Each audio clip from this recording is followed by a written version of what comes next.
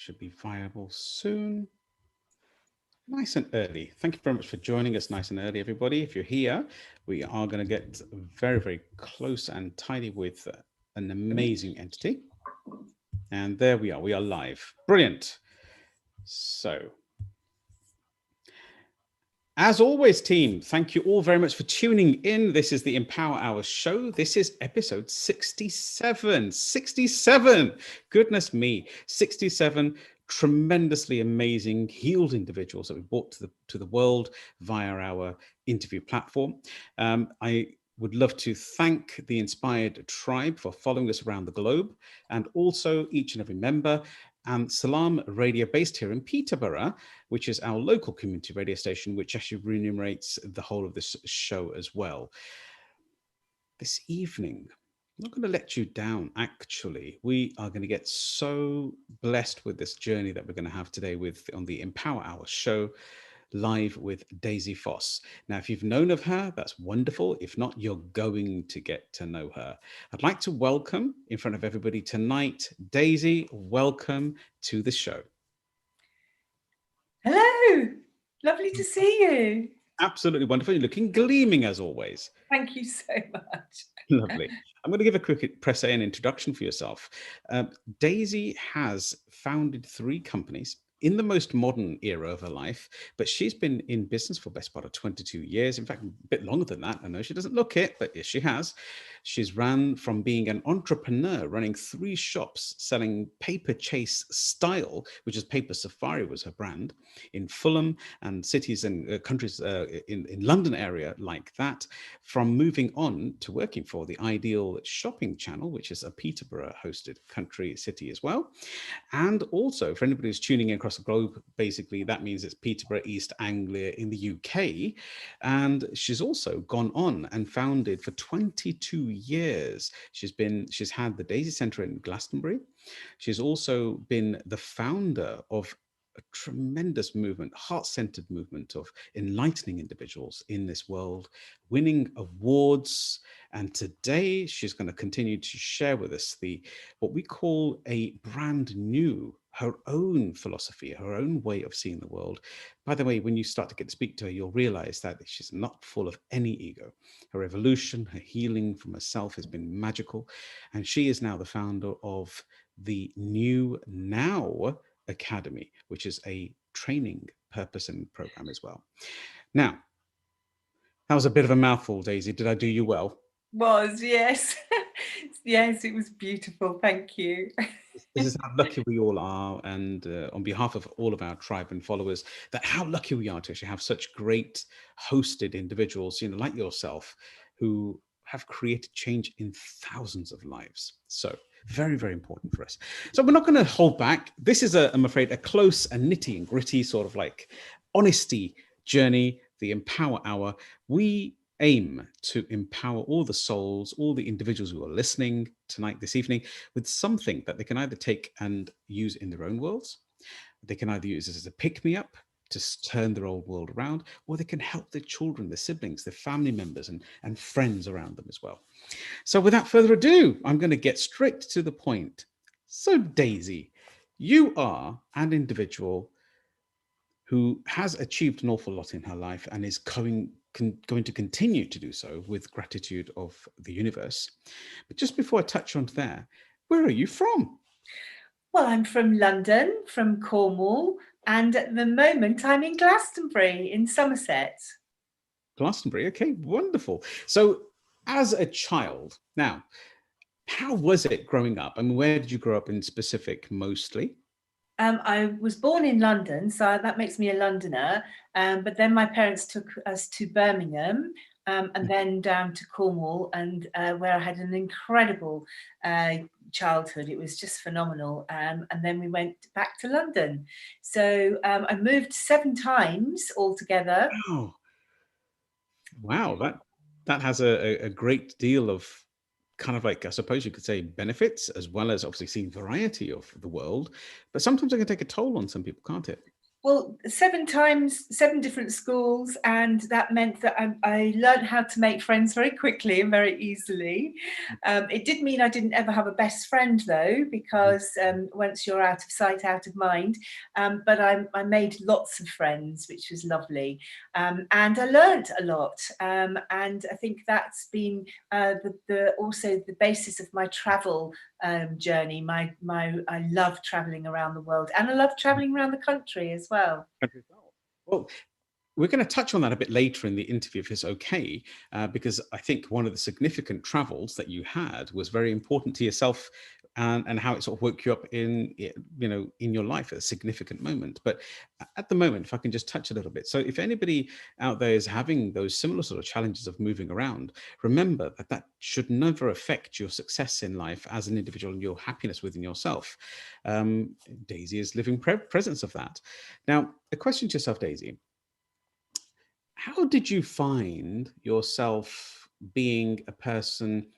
Obviously, making friends quickly allowed you to become a very confident individual in vocabulary and holding your conversation with people. So obviously, that helped your sales career, which we'll talk about in a moment. But how do you feel that left you? Did you find yourself bonding a little bit closer with your immediate family?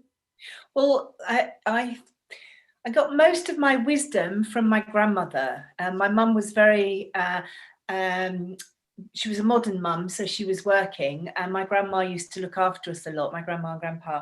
But my grandma was incredible. She used to read the tea leaves, and she used to have these incredible words of wisdom. You couldn't just go and have a cup of tea. You had to have the whole sit down. I'm going to tell you what's going to happen today. It was amazing. Wow. So Wow. my childhood was magical. I got a lot from nature, and obviously the different experiences. She was my one constant, which was lovely. Aha. And I think, my mum grew up to be very normal, and I'm very much the empath and the not so normal, the happy hippie. And I have a very normal daughter. Bless you. So it's Who kind of like, if I could just clarify, you kind of like grandma, spiritual orientation, pragmatic, practical mum, daughter, in other words, your mum. Then you being brought up in close, what we call connection, and with your grandma, took on that empath methodology as well, and a view of life, and actually the ability. And then your daughter, God bless her, is also followed after your mum in specific. Yes, very, very straight, very, very down to earth, and beautiful, wonderful. And her daughter, Juno, my one of my granddaughters, I have 5 grandchildren. She she takes after me. She's just fabulous. We do we plant things. We talk about spiritual things, angels. She loves fairies. She loves the angels. So it's she is very bonding. It's beautiful. That's tremendous. So just to clarify this for all the audience who are following us, that it's actually skipped. Well, not skipped really, because it's just basically evolved, or is I could say it's opened up, kind of missing one generation. So it's kind of like grandma to granddaughter, grandma to granddaughter. That's right. And I think it's how you grow up. You sort of say, I'm not going to do what my mother did, so I'm going to do it the opposite. And of course, that means that then by doing it the opposite again, you're back to grandma. So it's the cycles of life. I love the way it unfolds for everybody. So just to clarify, I mean, ancient history teaches us something, that children were traditionally, in all faiths, by the way, and in all cultures, were brought up by the grandparents. So that really is evidence that your one constant, which we were talking about. So if anybody, in the children, we have listeners from as young as 11, by the way, who listen to this program and show. And we're very, very humbled that it's ethically correct as a show. That if anybody listening is having a similar sort of challenge where they're moving around, that you can see the positive in that, as long as you have one constant person that you can keep bonded with. And here's the evidence, isn't it? Yeah, I think it's about experiences. There's no such thing as mistakes. They are just experiences, and it's how you look at them. I didn't have I wasn't given the opportunity to dwell too much, I was always on the move. And I think the experience, everything was exciting. Everything had to be, and that's where we are now. You know, we're being asked to change our way of thinking and do something new, something absolutely that is not of the old ways. So yeah, Truly, my truly. childhood was lovely. I loved growing up in Cornwall. I loved growing up in Birmingham as well. So very, very grateful outlook to life. I'd like to take this, if I can, into a slightly different direction. What a beautiful, humbling upbringing full of love, by what I can see and understand. And having a grandma who read tea leaves, I wanted to just ask you a little bit about that. What sort of effect, obviously as a young child, it is fact, it is the reality that you've grown up with. But what was, sneaky question, what was grandma's kind of like hit ratio? Well, she basically she had 5 children, 3 boys and 2 girls, and she was very, very shrewd. So you could never get one over Grandma. She had a saying, and that was, you couldn't kid a kid. So it was a brilliant saying, and her hit ratio, I would say, up until I was about 7, was 100%, because I believed everything she said. Oh, bless you. And from 7 till 14, I probably realised that some of it was her way of getting what she really wanted. She'd sit in the middle of the room and she would just say, "Oh, that needs a bit of a move. Oh, now that looks good on you. Tell me about yourself." And she would pull things out of you, which is beautiful, and just giving me the space. And I think that's what we have, and that's what I try and do with my grandchildren, my grandsons and granddaughters, is to give them the space to be themselves. That's just such a beautiful sentiment, but also so important in modern day, because of the fact that, because they've got these electronic devices in front of us. I mean, look at us, we're communicating. They don't actually understand what being present is. And then we'll talk about that obviously in the second half of the actual interview, because I really am going to pick you very, very openly with reference, if it's okay with your honesty, with reference to your Now program, which I think is intriguing and mind-blowing. But Thank you. Thank you. And before we go there, giving your child presence, I think being present with your child, I shared it on my TED Talk. Just if I may share a second, just basically I shared it with my TED Talk when I said that sometimes if you spend 2 to 3 minutes in full focus and consciousness with one child, they've had enough of you and they've gone and they've had their fill.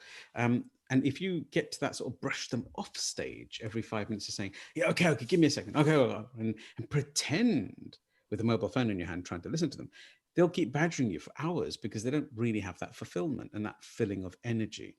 Now, that's obviously wisdom that's been handed to you from the elders and obviously your angels around you as well. But before we go into spiritual realm, may I ask a question? Your journey as an entrepreneur, modern word, but really as a business person, was quite brilliant as well. You had such a great success with shops and retail. Could I just ask a little bit more about that? Because you are a very successful entrepreneur. Thank you so much.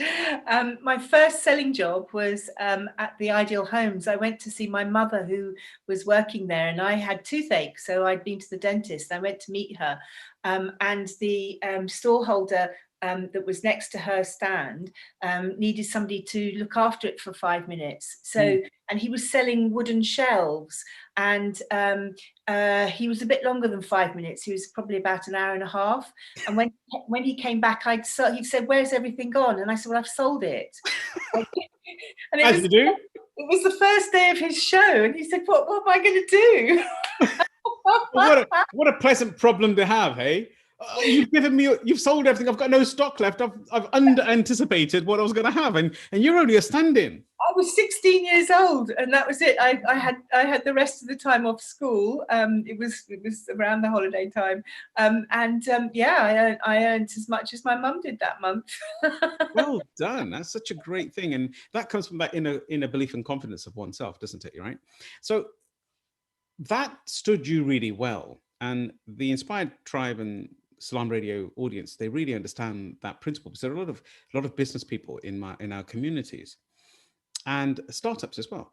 But can I probe a little bit into your 3 shops? Because you also had a very eclectic model as in a business, and you flourished to 3 shops with over 22 staff from my memory. Please do Yeah. talk a little bit about what sort of product did you offer, and what was life running your own business then? Well, so from the sales in the Ideal Home Show, I went on to selling in shops. And my mother had a shop, and she wasn't doing very well. It was in Brighton, and so we transferred everything to. I bought an old fish shop in East Sheen and converted it into Paper Safari, and that was my first card shop. Her shop was called Paper Jungle, and mine was Paper Safari, and it was at the same time as Paper Chase had started. So we were, it was everything made from paper and wood, and we were a bit more wild than Paper Chase. This was definitely a safari, and I had one gift shop, and then at Christmas time I had a Christmas shop, just a shop filled with angels from Christmas decorations, and I had a styling business, so I would go to people's houses with my Christmas trees and stocks and decorations, and I would decorate their house. And it was full go for 7 years. And yeah, I had 22 staff. I had one Christmas, I remember one of the girls, we had one of these big Christmas cards that sang, and it was making so much noise. I came into the shop and she was on a ladder and she was whacking it with a Father Christmas to stop it making the noise. She didn't have a hammer, so she was using a Father Christmas. It was very funny. But I loved the retail. It was brilliant. That was a proper Monty Python moment, wasn't it? Yeah. After 7 years, the Council of London put a red route through East Sheen and Putney, and my business, it went in half and then half again, which you don't have to do lots of maths to realise that's a quarter of my income being literally diminished. So I went back to the Ideal Home Show, and by this time I'm now a grown up. I've got a child, a 10-year-old little girl, and I've got all the skills to run businesses, etc., accounting, styling, the whole thing.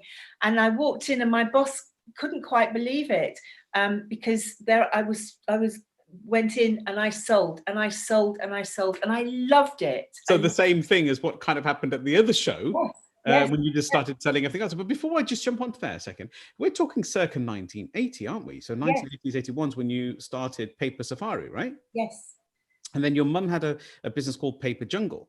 That's it. And do you know, honestly, I'm not sure if the audience has realized that's amazingly early. That's a very, very forceful for leading in a new era, designing people's homes. Of course, you were in a lucky environment where, not lucky in the sense that you were in the perfect environment, Fulham, Putney and places. That's so what we call southwest London, very affluent. But the sheer fact of actually going to people's houses, what would nowadays be called a designer, an interior designer, or a stylist, as you said, that was way ahead. Did that happen kind of like, did it evolve naturally, or was it something that's what I'm going to do? Because this seems to be the fad that people have these days. They try to predict it. It just literally unfolded, and nobody had concentrated on angels. My whole shop was just angels, and that was just before 1990, when the world sort of turned upside down. So the angels were very, very significantly in my life, but I didn't realize it. And then when the shops had to shut and I started at the Ideal Home Show, the boss asked me to sell on QVC, the shopping channel. So I went to the studios and sold out the very first show, and that was the beginning of another 7 years of working on QVC, to the point that I sold so many pillows, the Dream Wizard pillow. Everyone had Merlin on it. It was brilliant. It was so lovely. This is wonderful. Sorry to cut you there. This is wonderful to hear. So Merlin, which we're going to loop back and explain the significance of this very shortly. But you've been a very hard, constantly with it, with the moment, in the now type of individual, very pragmatic and practical as well, because you've, as you said yourself, you picked up the skill of sales, the skill of accounting, the skill of stock control, ordering, staffing, HR, all these very, very urgently important elements and skills that are required. Plus, you also learned how to scale your business because you went from one store to many. Now, circa 1990, it was, just to share for any of the audience who may be a bit too young to understand why it was significant when the world went upside down, as you said, was 87 and 88 saw the stock market crash, which then basically just destroyed, much the same as what we're going through right now with reference to the COVID virus and the actual lockdowns across the globe. It's not quite the same, but it's very similar, and it's having a deeper effect right now because it was a global effect today. But then it was within most of the Western countries, the financial world, and that basically, not only did it mean that the average person had less money to spend, the interest rates were up to 16%, if you remember, and inflation was up 16%, 15.9%, 16.4%. And also the fact that people were counting the pennies because they were worried, they were losing their homes, mortgages were so high they couldn't afford them. Rentals were not working anymore because it was becoming, the rent was being paid was less than the mortgage paid, that kind of thing. So that was the era that you actually got double whammied with a red zone. Yeah, and absolutely. then your business cut back. So if I could just want to bring that up for the audience to understand. So going back into your sales career, you're at QVC, you've been there for 7 years, you're topping, you've sold 5 million units of this wizard pillow or pillared wizard, whichever it is. Before we go into the significance of that pillow and how the angels, the entities, the energy of you, because you're a very healed individual. You're a master Reiki in 5 different areas. You're EFT qualified as well, and that just carries on. Like we're going to talk about that in a moment. There was a significant moment in your life when you kind of like realized things changed. Would you care to just share? The way you share it is as though, yeah, it's happened. It's like no problem. But I'm telling you, audience, this is something worth listening to. Please share a significant moment, a fundamental, what we call life-changing moment. Well, so the run up to it was the 1987 was the Harmonic Convergence, and that's when everybody's spirituality started to emerge to the new age where we are now. Please, tell me a second. I do apologize. Please talk a little bit about the Harmonic Convergence. What does that mean? So the Harmonic Convergence and the was when the first seeds of the awakening that's happening now, going from the Pisces age into the Aquarian age. That's what's happening right now. In 1987, it was called the Harmonic Convergence, and now we're in the Harmonic Emergence. So that's why we are going through what we're going through now. It's the awakening process going into the age of Aquarius, from the 3D to the 5D. So during that whole time, 1987, up to 1990 to 2000, I was on this journey unknowingly of coming out of the old ways of ego and avarice, and went in. So by the time I got to the Ideal World Shopping Channel, which was in the year 2000, because my boss and I, we used to sit in the green room in Ideal in QVC, talking about opening our own shopping channel. And in 2000, it became manifest. He actually did it, and it was incredible. This birthing of Ideal World Shopping. I know, I can't believe you're in Peterborough. That was Ideal World Shopping. If anybody who's listening, this is a local channel as well. It gets distributed in local. I'm not joking. That's the Ideal Shopping Centre, shopping channel, which is here in Peterborough, in Fengate. I know. Amazing. And our own company, Ice Direct, was around the corner, and we should send stuff to you to sell as well. But there we are. Please do continue. It was amazing. So this was like my dream come true. This was everything I'd been working towards and manifesting. And sometimes, they say, be careful what you dream for, because it's not necessarily exactly what you want to have or what the angels or your universe has in mind for you. So after 4 months of being in Peterborough, I left. And as I left,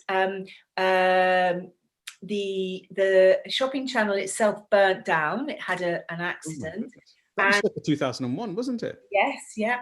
And I left the shopping channel, devastated that it wasn't my dream in the end.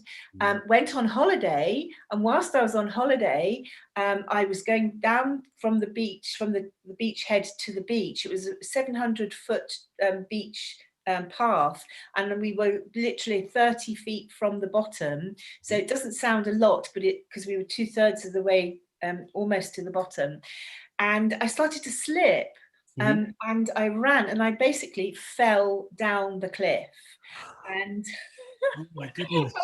and I got to the bottom with this mighty crash.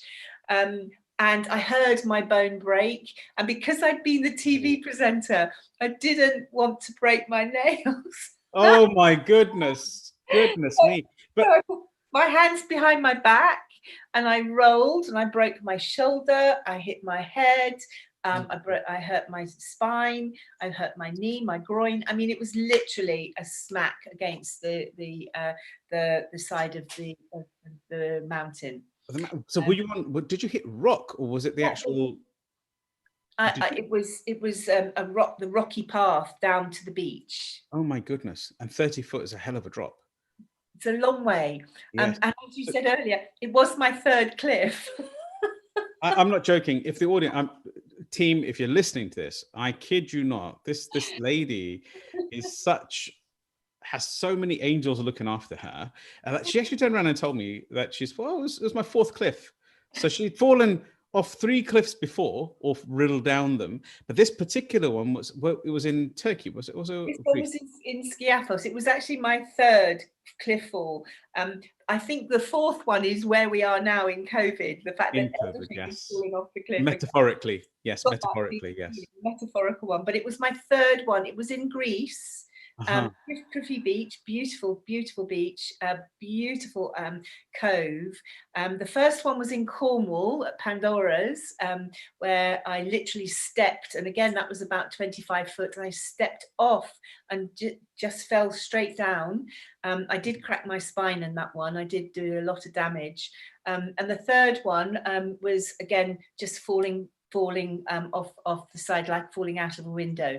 I just literally fell off I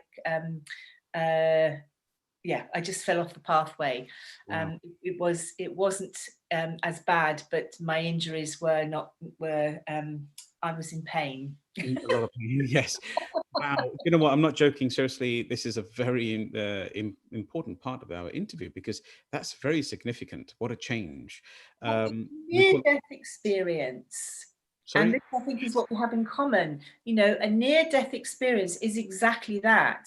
I can laugh about it now, but it was horrific. My whole life just turned upside down, and you get into a position where you can't do what you wanted to do previously. You have to do something else.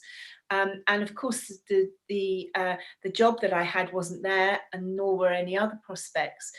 So I had to completely restart. And these angels, they came. They were so beautiful. Every night, when I got back to the villa, the lights, these bright lights, and I thought it was my husband had left the car lights on. I was furious that this is still in Greece, isn't it? So when you fell down the third. Yeah, I can't believe I'm saying your third cliff falling, but I don't mean it in a light context. But that was just being indexed in a conversation. That was the third time you fell was in Greece. Just to clarify for the audience that will follow the story, you obviously went home, but before you got home, you didn't go via the hospital or anything? Oh, well, so it took me a little, like 3 or 4 minutes to fall down the cliff and nearly half an hour to get back up to the car. And then we drove to an hour to the hospital, and it was closed. It was only open in the mornings. What? So a midwife saw me, gave me some painkiller, and said, come back tomorrow. And then we went back to the villa, and that's where the angels came. And those angels came every day for nearly 9 months. So when you okay, I'm just trying to get a handle for everybody who's listening. You've gone to the hospital. Hospital's closed, a part-time hospital. They said go away. So you've now gone back home in pain. You've got painkillers in you. You're being very obviously careful of your shoulder. Broken in half. Broken, absolutely. Snapped in essence. So you're sitting there in bed in excruciating pain. And you're worried about what you're looking, and you're furious with your husband, obviously, because you would be furious at that time because the fact that your pain translates to that, doesn't it? With your husband, on the principle that he had left his headlights on maybe, and you couldn't get to bed. So can I just understand something? You very relaxingly mention angels. So what was actually happening? What were you seeing in and around yourself? Well, so I saw lights, and they were coloured lights, and then they were bright white lights. And remember, I'd been on my spiritual journey for a few years now, about 3 or 4 years.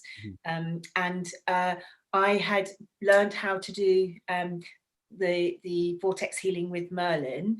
I'd learned some of the Reiki classes as well. So I called all that in, but it was Merlin who stepped forward. Merlin and the angels, they held the space, and I saw my bone was broken literally in half like that.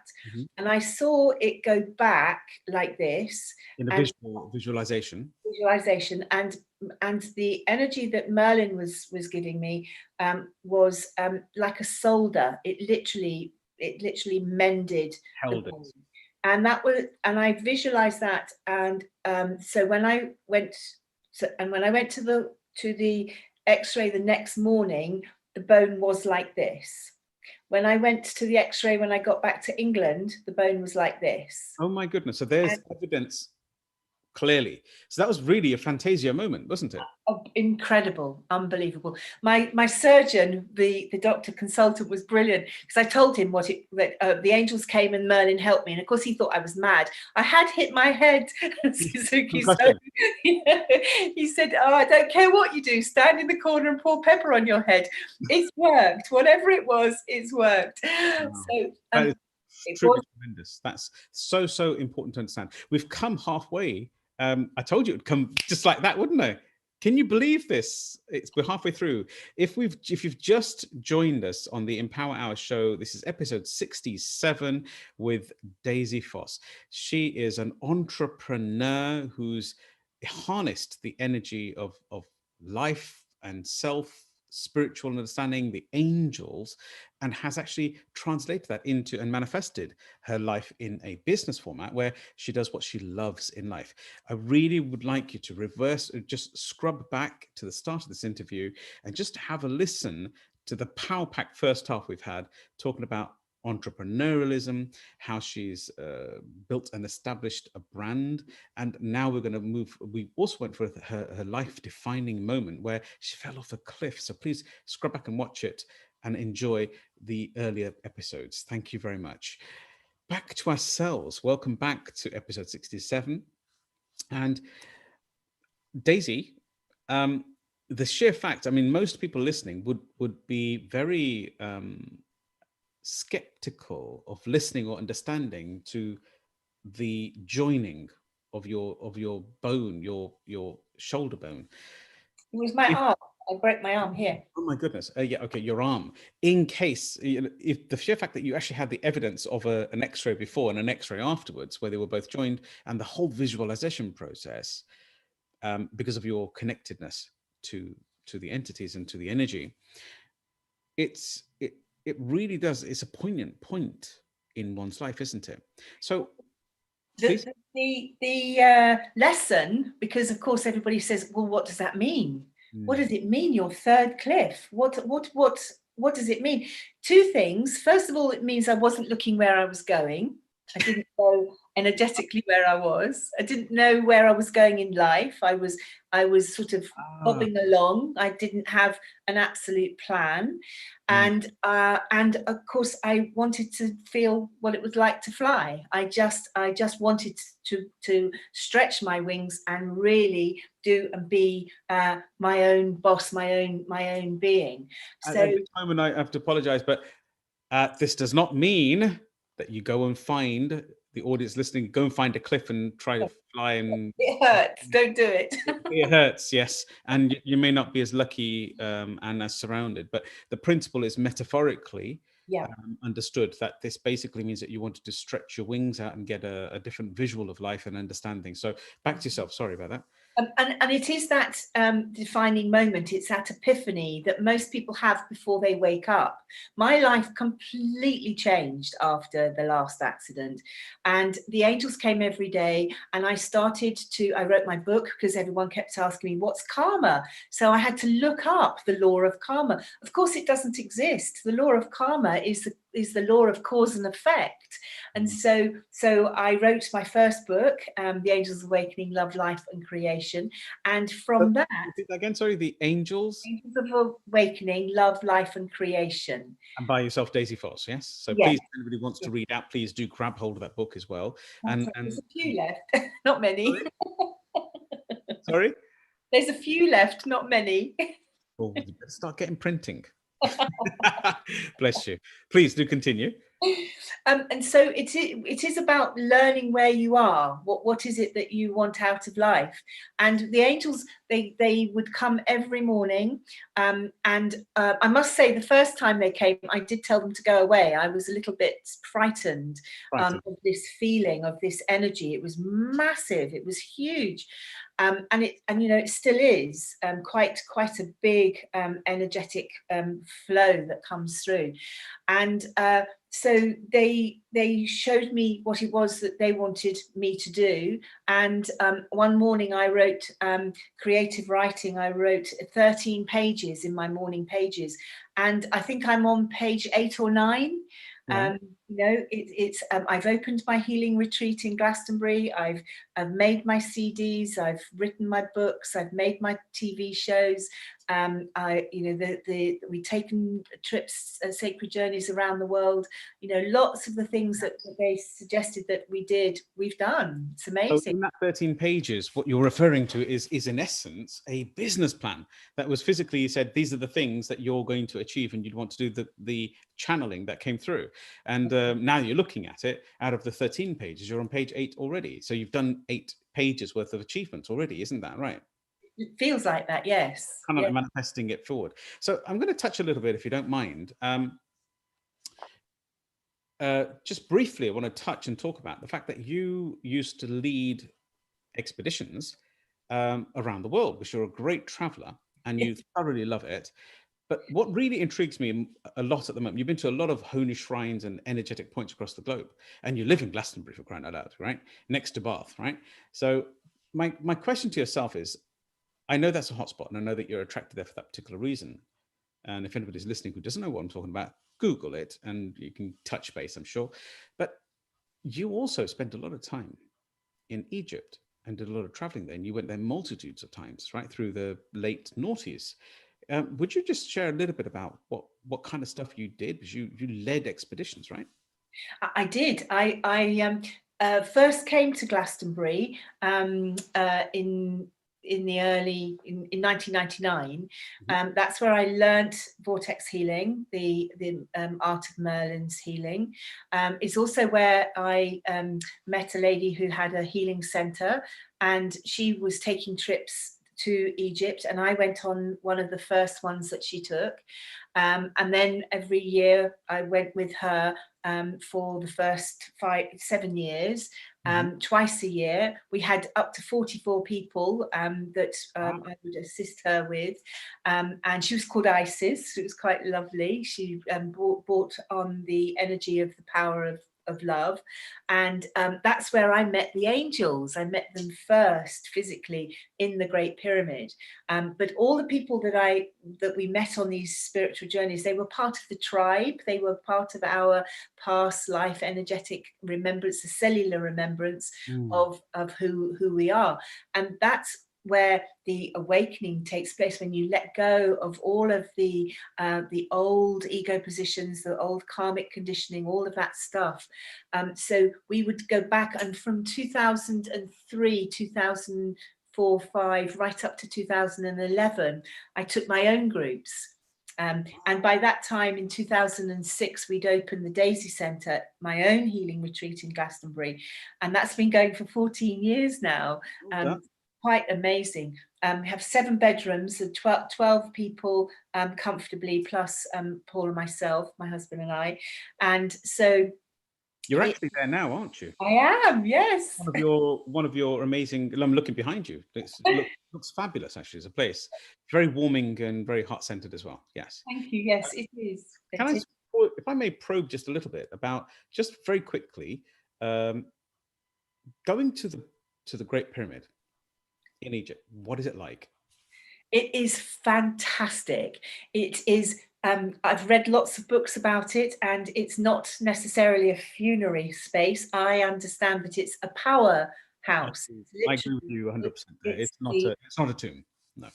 It is. There is an amazing man who wrote a book, Egypt, the Power Plant, and you go into the Great Pyramid and you can see the crystals. You can see the way that it has been functions as a sound space, and the sarcophagus in the center in the king's chamber. You know, it's a sound chamber. It's phenomenal. And when you're there, everything is magnified. And just to give you the perception of these angels, literally, the angels' wings were touching the ground. The angels were bigger, twice as big as the Great Pyramid. That's how big these angels were. So visually, we're up there like that. Yes, absolutely phenomenal. And you know, what happens is it's like being in a warm bath, because everything just drops away. And when you make those sounds in the Great Pyramid, you know, it just. Well, Paul pinched me one day because he didn't believe it was me. Because I was singing and the angels were singing through me, and he pinched me because he said, "You don't sing like that. That's not you." What happened to you? Yeah, all of a sudden you became this choir, individual who sang beautifully, like an angel in essence. Yeah, absolutely. They were singing Hallelujah. It was fantastic. Wow. And you know, the energy sources that you're talking about, I'm a very strong subscriber to that philosophy as well, of ancient knowledge that's been lost. Now, Nikola Tesla, if anybody wants to search, they can listen to it and check it out, but you'll see that Nikola Tesla was trying to mimic this in North Carolina as well. So he got very close to it. And the saying says that he did this, but I don't want to make this about that Nikola Tesla's conversation, but please do Google it for your own research. Going back to yourself, and this is a substantial interview. I love this journey. It's been beautiful for myself. I want to bring you back a little bit into kind of like your now, you know, what you're up to today. And part of our interview system always says about your now, and you've only ended up turning around and created a whole academy based upon this. Yes. Well, the way that it has unfolded, because that's what it is. My slogan is "Perk up your petals with Daisy Foss." That's my strap line.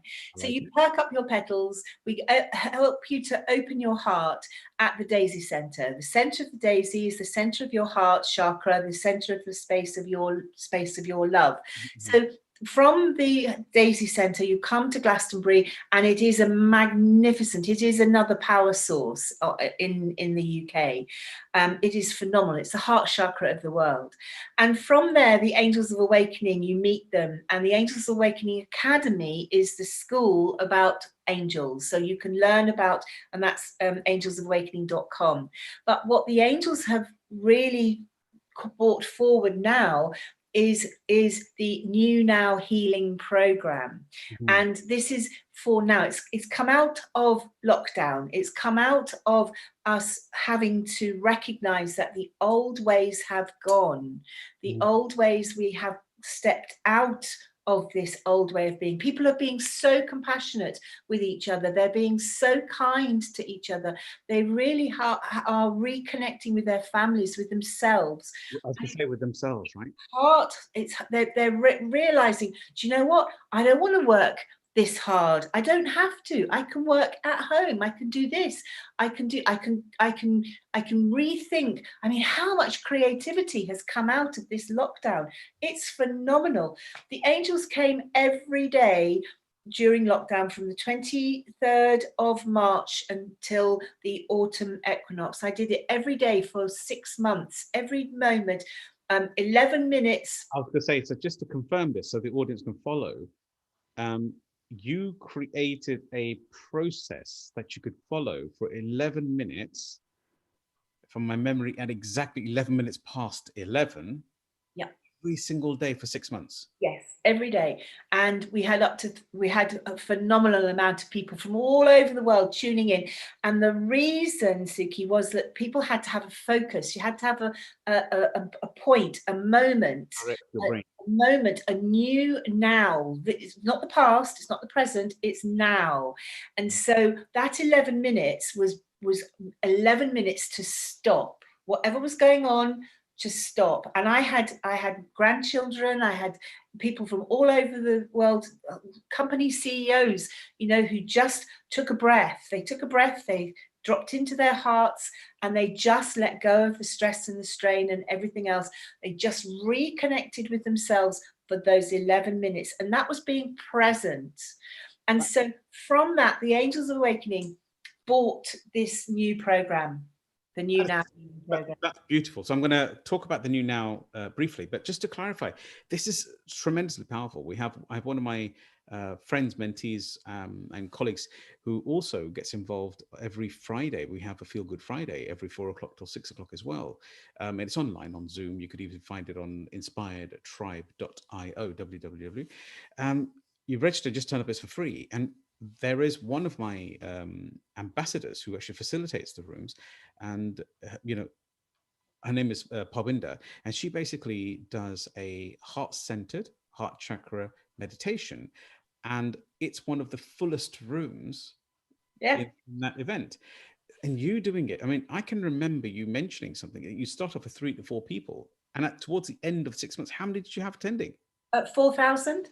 Oh my goodness, what a tremendous gift, but also a service to the world. But it was so beautiful. And then the angels said we had to stop at the autumn equinox, and for 6 weeks. And so we stopped for 6 weeks. I didn't know there was going to be lockdown too. I had no idea.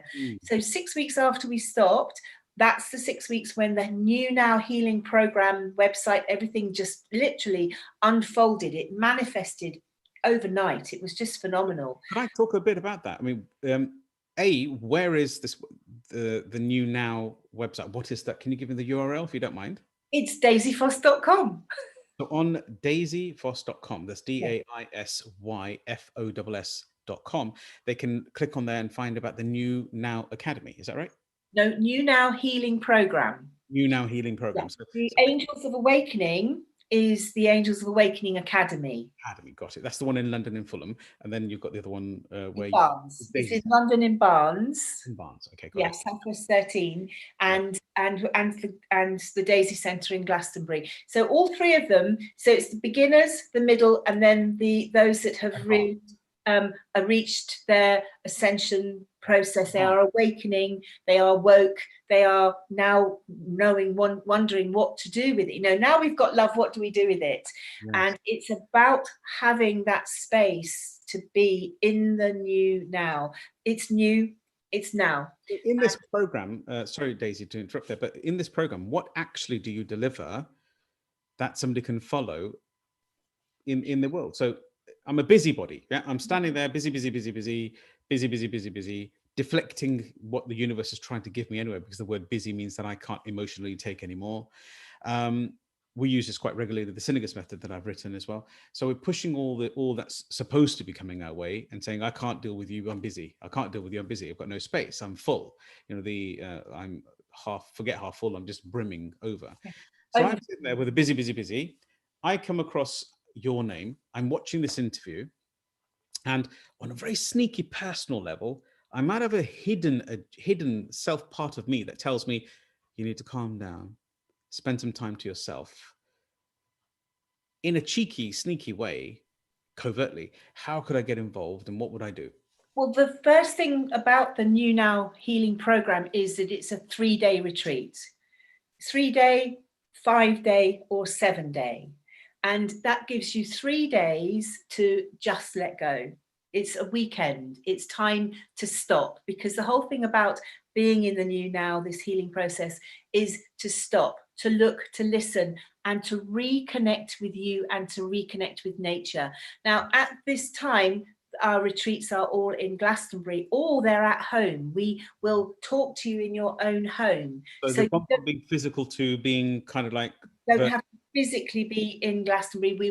We're doing them on Zoom. We're doing them in your own home, virtual. So you can have a 3-day, a 5-day, or a 7-day retreat. That's the first thing, is to stop, is just to give yourself time. And during that time, we have the Well Self, which is the program of connecting to yourself, stopping and really asking yourself the questions of what's important in my life? What is it that, when was the last time I stopped? When was the last time I actually asked myself? When was the last time I smelt the trees? When was the last time I actually was able to have a bath with nobody interrupting me? For a busy mum or a busy grandma, that's a really nice thing to do. And dads. And dads. And granddads. Yeah, so it is about giving yourself the 3, 5, or 7 days, and those numbers are very important. And we also have, in those 3 days, we have a healing regime, so that you're going through your protocol, because the most important thing about being in the new now, it's not trying to get back to the old normal. It's never going to be not the old normal, never. It's going to always have this experience. There's no such thing as mistakes. They are just experiences. They are what take you on to the next process. And this process of awakening, the angels are here to hold you in that process of awakening. And we wake up every single day. The Dalai Lama, the spiritual leaders of the world all say it's a new day, it's a new dawn, it's a new now. And yet this newness of excitement, because although our world and our lives and everything is falling away, my metaphorical falling off the cliff, I've had to shut my business. I have a hotel. I can't be open, but I'm open to talking and retreats in this way. So we are able to think outside the box. We're able to be creative. And that's what being in the now is all about. Being present. So this is very important. You see, in our own cultural schools, what we go through, we teach through the Inspired Tribe, the Synegus method, that it's called the new norm. So it's very similar to your new now, which I think is so beautiful that we use the word new, and something starting with a norm or a now, which is, I think, is beautiful. And I think you've got great impact there. So if anybody wants to get hold of you in some way, they'll go through to, again, daisyfoss.com. Yes, daisyfoss.com is me, because I am showing you and everybody that if I can do it, so can you. And that's so daisyfoss.com. It's on all the social media platforms. So that's Twitter, Instagram, Facebook, and YouTube. I have all of the past meditations on my YouTube channel, daisyfoss.com. And then the angels are the angelsofAwakening.com. And that tells you more about the angels. Give you education. That's right. And the Daisy Centre is the accommodation. You just want to come to Glastonbury just to be in Glastonbury. You've got me booked already. I'm telling you. When this all goes back to norm, the new norm, I will come over to yourself. Yeah, the new now. So with reference to contact and communication, if it's all kept private, it's all kept confidential. So somebody, maybe a higher flyer, a city worker, a banker who wants to take some time out and they want to meet, they'll reach up with you. So straightforward, isn't it, really? Yes. 100%. Just call me. My phone is always glued to my hip, so you're always on my mobile. And I have businessmen who used to come and see me when they were on their business trips, and now those businessmen, they come and see me and they have their business round me. So they make the appointment. The new way of doing communication. Yes. One question. I've been doing this a long time. It's not, I've been a top healer now for over 22 years. So I was going to say that. I was going to say you're an award-winning. I was going to just outline that you're an award-winning consultant healer, not just somebody who's just made this up today. 22 years is a lifetime. Yes. If just to clarify something else as well, where would somebody get your number from? Would it be on your website? It is on the website, yes. I'm loath to give it out on here, but yes. No need. If anybody's interested, they can search. Yes, there's a big letter on the front. So Daisy, I don't know where the time's gone. I've just been absorbed. I'm run in by this information. You've been an absolute treasure chest of knowledge, of information, and hopefully people who will follow this through have had some gain. This is the time when I want to ask you something very specific.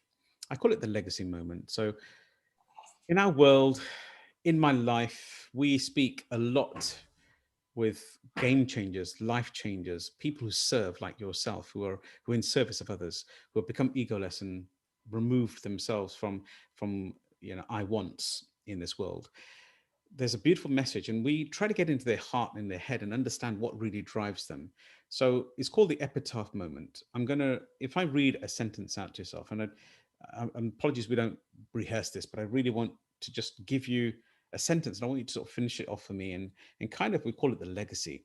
So if it was an epitaph, one would say that here lies Daisy Foss, the lady who, and that's where we stop. So I want you to finish that. What would that be like? What would you be remembered for in your eternity? So here lies the lady who has helped me to perk up my petals, to open my heart, and to be my authentic self through the power of love. Through love. Love is all there is. What a lovely understanding. Perk up the petals, be my authentic self through the power of love. What a beautiful, beautiful message. I sincerely hope that you, through the universe, the God, whichever we believe, we're a very, very acceptable tribe. We respect each other's version of the world. And I hope everybody's enjoyed this considerably. You definitely are that person who's creating that change in the world, without a doubt, touching individual lives. There's still one more thing yet. As an individual listening to this, there's always that moment in life where one sometimes has that, what we call a little dip. Yeah, a little dip. And you have an emotional down, you could say.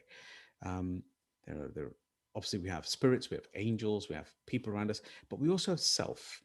So on a self basis, self-responsibility, we ask people that in your down moment, Daisy, what quote, what wisdom quote picks you up and turns your life around in an instant, that our audience today, our listeners can take that and kind of change their own worlds? The quote that I remember that sings in my head when I was going through the awakening process, and it is a process, you wake up every day and a bit more, and what the angels were singing in my head was, freedom is another word for nothing left to lose.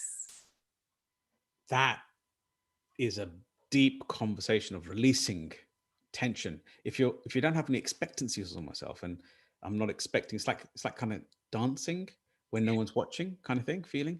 What a beautiful entity and energy. And when the freedom arises, the freedom is there, and there's nothing left. The eye has gone, everything you were hanging on to has just disappeared, and so there's nothing left to lose. There's no thing, and the experience of that, the love just arises. I have another one which is also from another book. Well, I want it all. And that is when the power of love overcomes the love of power, there shall be peace upon the world. That's another quote by That one's from Bob Marley on Gladstone, the Prime Minister. They both said it, and I'm sure it came from somebody far more poetic originally. Yeah, absolutely. Yeah. So when the power of love overcomes the love of power, There shall be peace upon the earth. that is beautiful. A very, very personal message to each and every one of us. I have to say, honestly, I don't want this to end, Daisy, but on behalf of Salam Radio, our core sponsor here in Peterborough, and also the whole of the Inspired Tribe, myself, Sukhi Wahiwala, thank you very much for being our 67th guest on the Empower Hour show. Well, thank you. Thank you so much. I really thoroughly enjoyed it. So I look forward to seeing you in Glastonbury or in London. You better believe it. Absolutely tremendous. And once again, just want to thank you. And if everybody else has tuned in, this is the Empower Hour show every Tuesday evening between 7 o'clock and 8 o'clock live on my YouTube channel, which is YouTube.com/Sukhi Wahiwala. Please tune in, support our mission, and share this wisdom with as many people as you possibly can. Once again, thank you very much and goodbye.